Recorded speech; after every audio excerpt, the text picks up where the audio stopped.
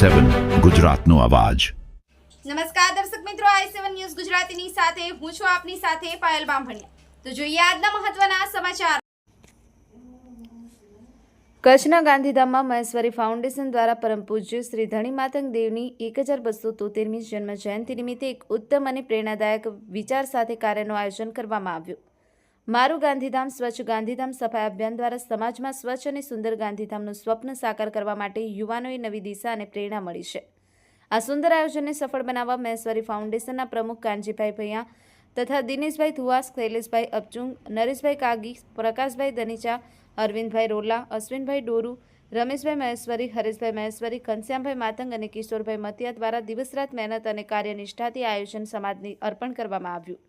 આ આયોજન દ્વારા સમગ્ર સમાજને નવી પ્રેરણા મળી છે। મહેશ્વરી ફાઉન્ડેશનના ઉત્તમ પ્રયાસ બદલ હાર્દિક આભાર વ્યક્ત કરવામાં આવે છે।